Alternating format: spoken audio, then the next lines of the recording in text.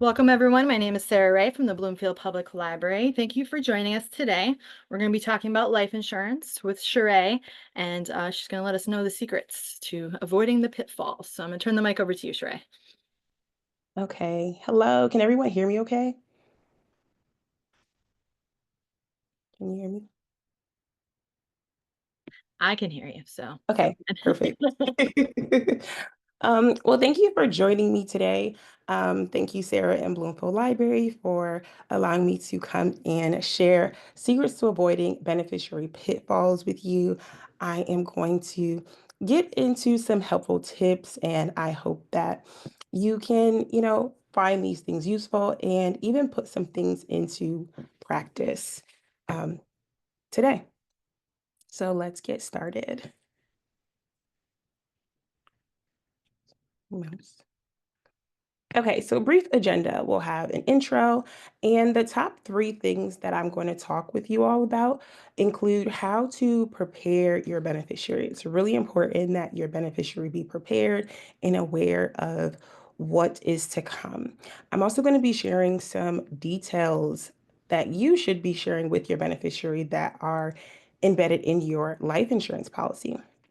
And lastly, I will then share some secrets to share with your beneficiary, just my personal advice that I believe that you will find helpful.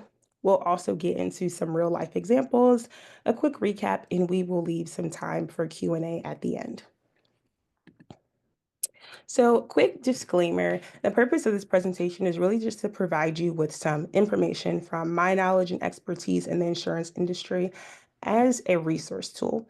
And so, we are not responsible for any damages or consequences that could arise for the use of this information. And most importantly, this should never be a substitute for professional advice. Um, all information is not applicable to everyone, as individual circumstances may vary, and we highly encourage that you always consult with your attorney or other professionals before making any life and or financial decisions. So, for those of you that don't know, my name is Sheree Marie, and I am a life insurance strategy consultant. So, I have spent a decade in the insurance industry. I have paid and denied upward of $200 million in insurance claims, and I was a point of contact for over 150 employers. And right here, I've included some of the Fortune 500 companies that I've actually paid claims for. And so, what does that mean when I say paid claims for? So, quick example, someone works for the state of Connecticut. They are an employee, they have an employer provided life insurance coverage, and unfortunately, they've passed away. It is my job to then review the claim in its entirety, where I am confirming three most important things. I am confirming that they have in fact passed away with proof of their death certificate. I am confirming that they in fact have life insurance coverage. So eligibility, how much is this coverage? Looking through their work history and their position.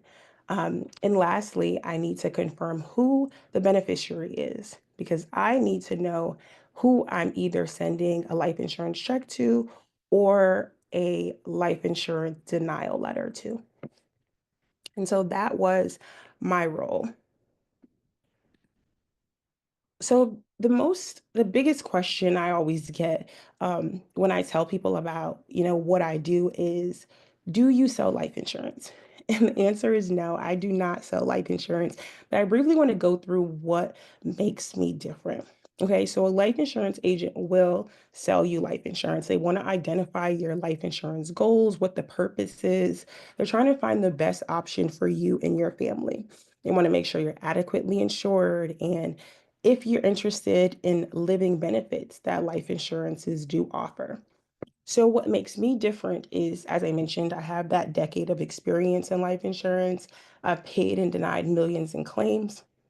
And from that experience, I have really grown to identify the common mistakes that people have made. I have found that nearly 80% of all life insurance claims at initial review are either delayed or denied. And the biggest reason for that is due to the lack of understanding.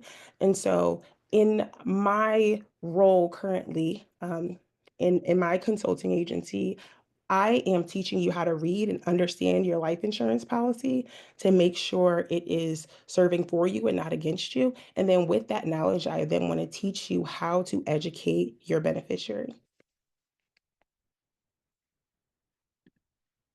And so, even with my decade of experience and all the claims that I've paid, I felt like I knew it all, right? But unfortunately, in 2020, when my dad passed away suddenly, I learned how unprepared I was. And again, it goes back to that lack of knowledge. I had finally switched roles with the clients and customers that I had worked with every day and realized, you know what? I failed to ask the right questions. Where was my dad's important documents? What was his final wishes? And how do we really honor his legacy?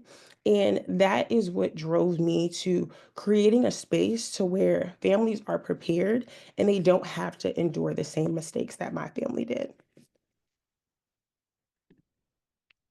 So, quick temperature check. Do you have life insurance? Just put a one in the chat if you have life insurance. It's okay if you don't. You can put a two if you don't. And your life insurance could be through any place. It could be through your employer, it could be through a third party insurance company like Aetna or Liberty Mutual, whatever that looks like. Or it could also be dependent spouse coverage, which means your spouse has coverage through their employer and they have you covered to make sure that there's life insurance for you as well. So, number one, how to prepare your beneficiary.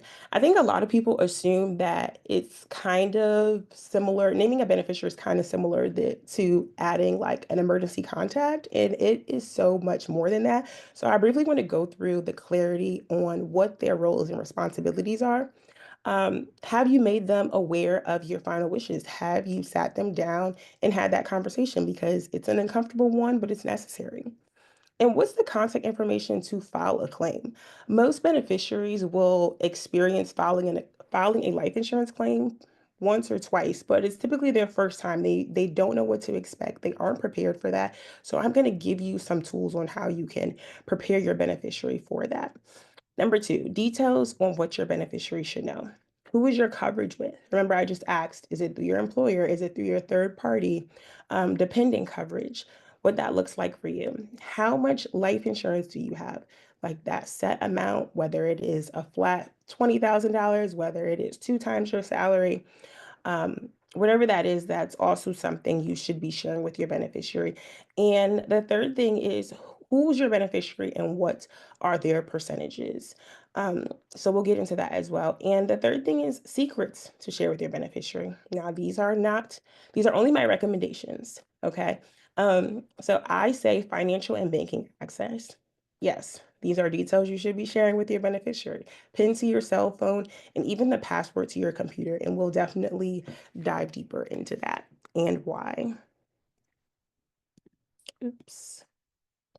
Okay, so preparation is key. We just embarked on a new year, and so there are a ton of people who were like, New year, new me, they're exercising, they're meal prepping, they're getting their water intake in. But I can almost guarantee that today, February 19th, the gym looks a lot different than it did on January 1st. But just like you would prepare your mind and your body to, get in shape and shed some weight, you also want to put that same dedication and preparation into your beneficiary. So, what are some of their roles and responsibilities? Knowing the details of your policy. This is so important because, you know, I can say that working in the insurance industry and for insurance companies, despite the bad rep they get, they do act in integrity.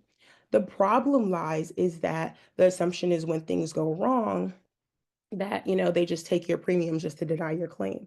The fact is, most people don't know the coverage they signed up for because they haven't taken the time to actually read through those 20, 30 pages within their policy. And you need to know, and your beneficiary should know, what are the exclusions? What are some reasons for denials? It's important that you're never blindsided. Your family should never be blindsided in this situation. So preparation is key and knowing the details is important. What does it take to file an insurance claim? I said before that most people will experience this for the first time, but there are some strategies and best practices that you can learn now and can even implement to make sure that the filing process is helpful when the time comes for your beneficiary. Have you had those uncomfortable conversations with your family so that they can honor your wishes? That is super important as well. Um, your beneficiary, their role also includes keeping your documents secure so that they have easy access to them when the time comes. Can't tell you how many people tell me they've gone on a scavenger hunt. They're ripping their parents' house apart just to find one document. Things like that can be avoided. Keep things in a safe, secure place with easy access to it. And lastly, handling potential disputes.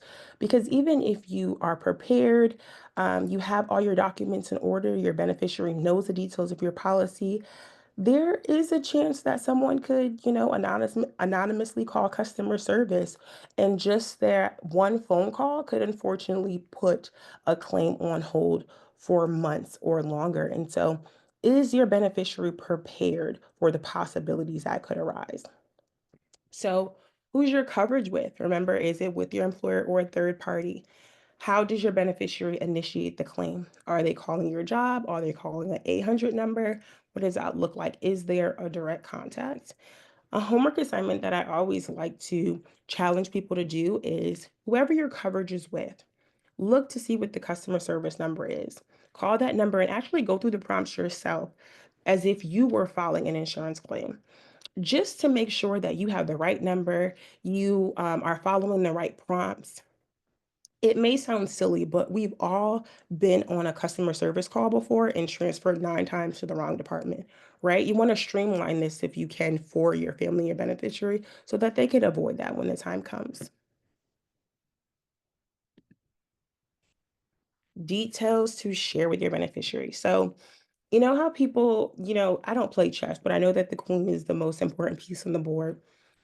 It is my belief that your beneficiary should be the important piece when it comes to life insurance because it is their role to make a ton of phone calls, provide a ton of different paperwork, documents, fish through a lot of different things before a check is ever cut. And so if they do not know where to begin, then you have a problem. It's only going to cause delays on that payment. And so that's why I think it's important to be open and have transparent conversations. So the example that I'm going to give below says that say you have a life insurance for $100,000. It's important to share that amount so that your family can avoid surprises, right? And then say there are two beneficiaries, you have two kids. You've listed both of them as your primary beneficiary, or you do have the option to list a contingent as well. So you have your two kids as primary, and you've said, okay, I'm going to divide this amongst both of my children equally, right? I want to keep it fair. That's the conversation you should have with both of your children. The other option above is you still have those two children, right? But you said, you know what? My younger child is more responsible with money. I know that they're going to be the ones to take on the role of final affairs and all the preparation that comes with it. I want to make sure that they have enough in their share to take care of that and maybe leave them with a little something as well. Right? I'm still going to leave my firstborn something. It's not going to be as much because I know they're not going to be responsible for paying for a funeral, but I still want them to each receive something. Just like I said it, have that same conversation with your children or whoever you decide to name as your beneficiary, because know that you can name as many beneficiaries as you want, um, and the percentage can be anything you would like as well. So now we get into the secrets that I personally believe that you should be sharing with your beneficiary, and it's your financial and banking. And so I just want to preface with if you feel like, this is a little bit too much information, I don't know if I'm comfortable sharing that with them. I kind of get the feeling that you probably need to change your beneficiary because this is really a necessary this is necessary information that you need to share with them. And I can always tell when I paid claims the people and the families that had had those conversations because Before I ever said a word, they knew the amount, they knew if there was an age reduction, they knew who the beneficiaries were, they knew the percentages down to the T. And that is someone who is prepared. That is someone who cannot be blindsided. That is someone who is not going to be surprised with the reduced amount. And now they're trying to figure out how to piece together additional monies to pay for final affairs, handle debt or medical bills. So that's why I stress that this is information that you should be sharing. So some of it includes giving them access to your money. And that could just simply mean opening a separate joint bank account that they have access to. Um, Maybe they have an ATM card just for emergencies that you keep in a safe deposit box or a lock box that you both have access to. This is just in the event of delays, because as I mentioned before, nearly 80% of all claims are delayed or denied. And so think about it. If for whatever reason, unbeknownst to you or your family, out of your control completely, right? Your claim is delayed for several weeks to a month. Your funeral service must go on. Bills still need to be paid and life will continue to happen. How will your family gain access to funds to pay for those things, right? And so that's why it's important to share your financial and banking access, or even just have a backup for just in case. Um, and so I wouldn't recommend only naming a beneficiary. I know there are a lot of banks who give you that option to name a beneficiary for your bank account. And that is really just one layer of protection. Definitely do so. But just know that whenever someone has passed away and you are now closing a bank account, it is a process. They are going to need, a copy of the death certificate before doing so, releasing funds, all the things. And so that can take time as well. The second thing about sharing your PIN to your current debit card, wouldn't really recommend that too much, because if you get into, excuse me, accessing their money after they've passed away, and then when it comes time to closing the claim, a death certificate is needed, which has the date and time of death. And so that having activity after that date could possibly open up an investigation, and you do not want that. And so I definitely think that you should keep things separate, but still give them access to financial and banking, or have some type of backup in case there is ever a delay with your life insurance. And so now I want to get into some real life examples. And so this one talks about how to protect your assets. I had someone say, they sent me a message on social media and they said, "Hey, my mom's health is declining." And they believe that it was all onset Alzheimer's, and they just wanted to know how to protect their assets. And so what we know is that 1 in 4 adults are caring for aging parents. And about 62 of those adults, they have jobs, they have families, and they have lives that are very busy. So they manage a lot day to day. And so just wanting to know what's the best approach. And you can definitely drop in the chat if you think it is durable power of attorney or a living trust. I'm going to briefly go through each of them. And so a durable power of attorney, which is actually the option that she was considering, really allows one to have access to things while you are living. So she can be added to her mother's bank account. She can, make decisions on behalf of her health, things like that. Um, a living trust has very similar benefits, but the difference is a living trust will allow you to still have some control over your loved one's assets even after they have passed away. Whereas a durable power of attorney is null and void once the person has passed away. And so there are restrictions and limitations there. um, Having a living trust, putting that information in writing, the living trust gets very descriptive, and a living trust can also be used in court. And so, um, should anyone contest it or say, the house is supposed to come to me, the car is supposed to go to the second grandson, whatever that looks like, presenting the living trust will really be that supporting documentation that allows things to work in your favor.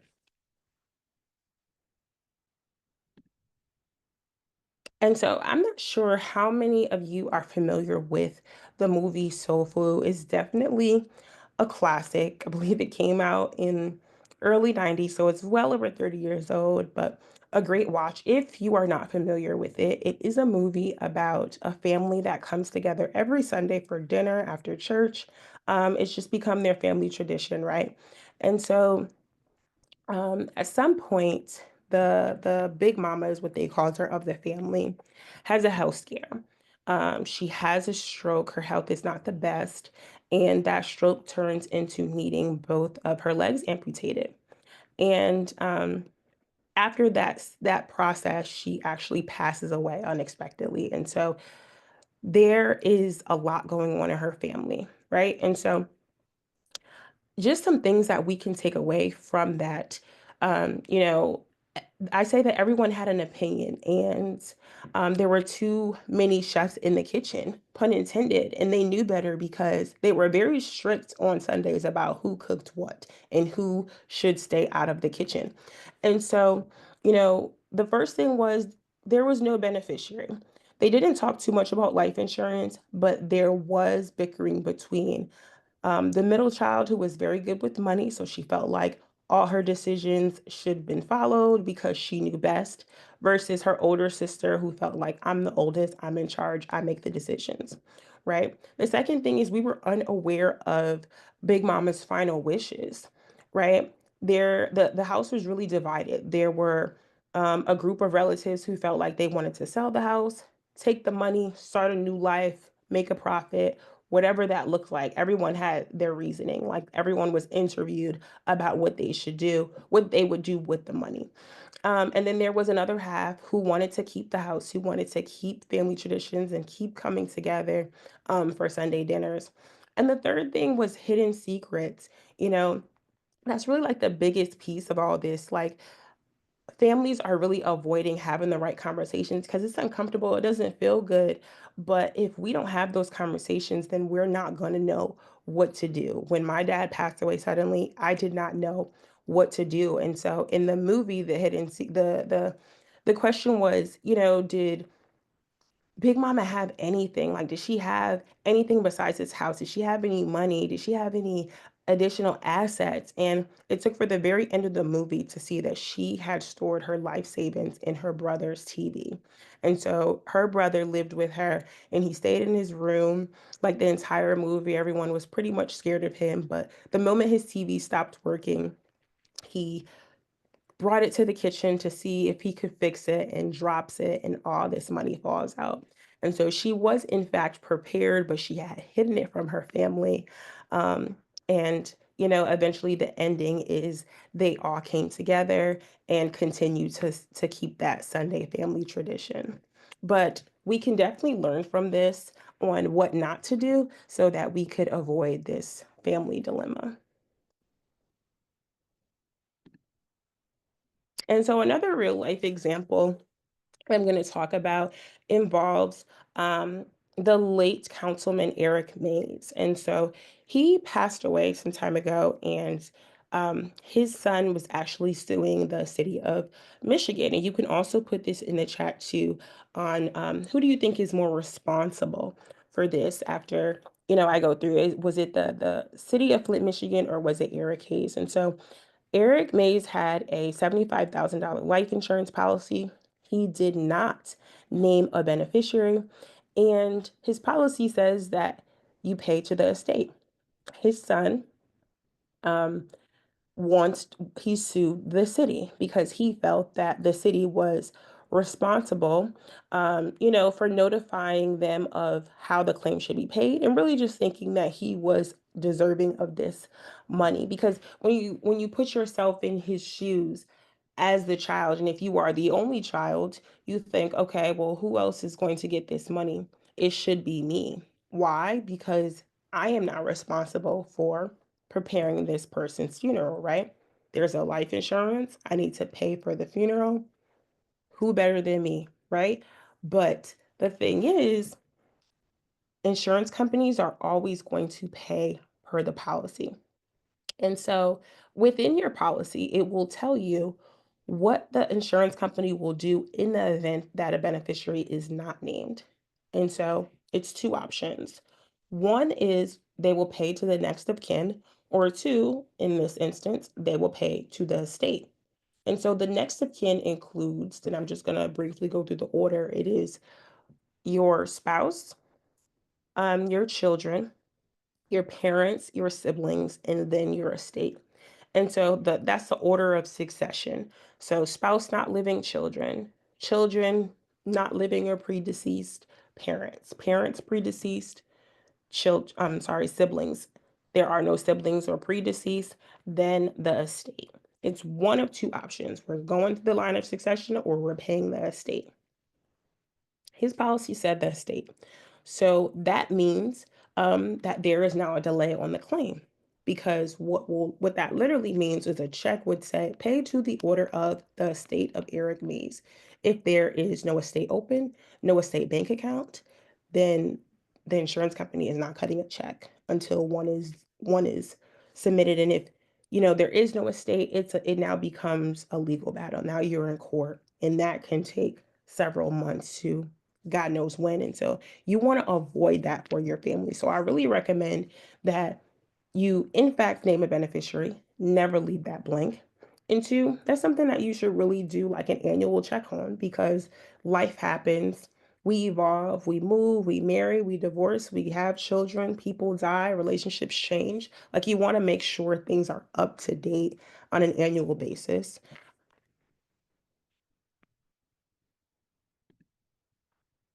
And so, a quick recap.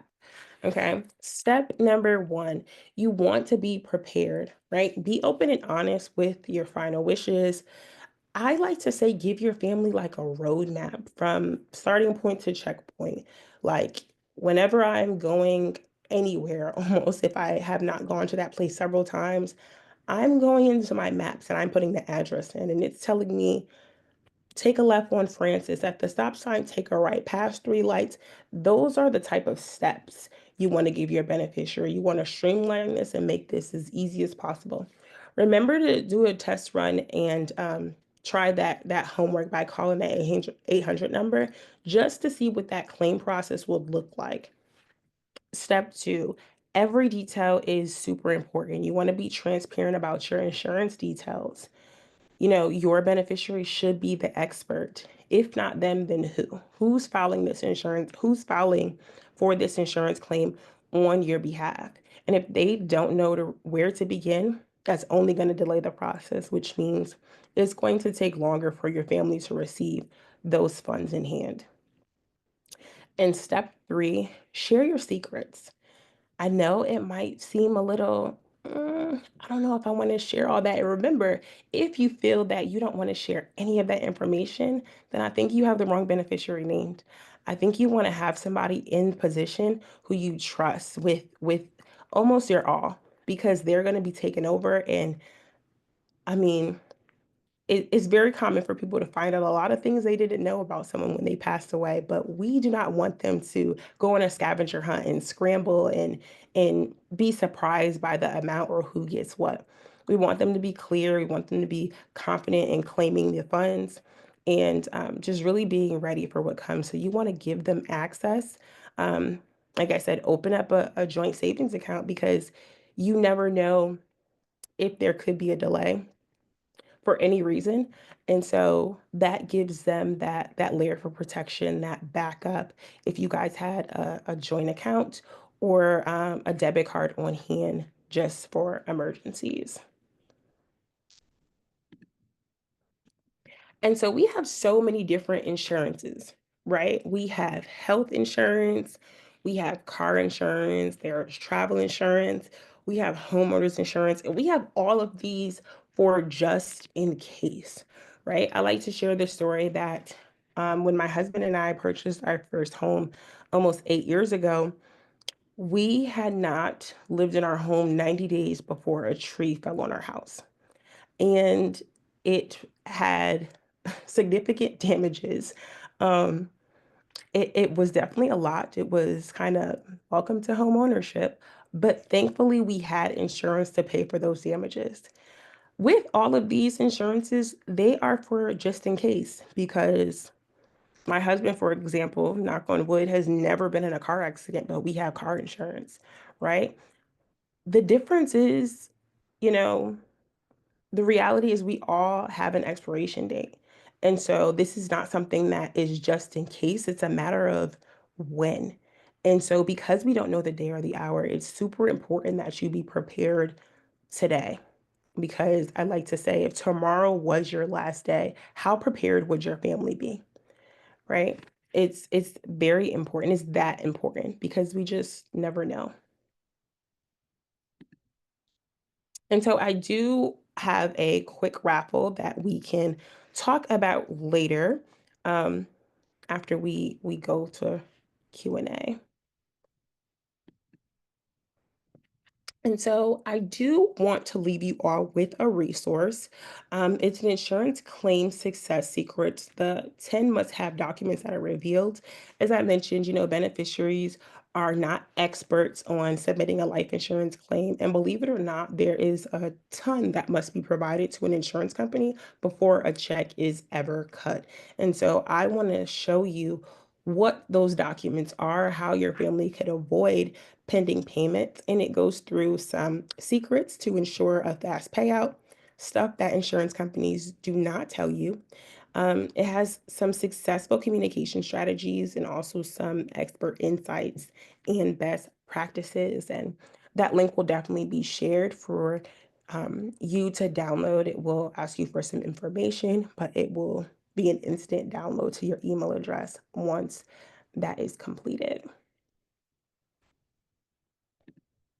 And so that's really the conclusion of the presentation today. I definitely want to thank you for attending in your time. We will open the floor for Q&A, and I will give the floor back to Sarah.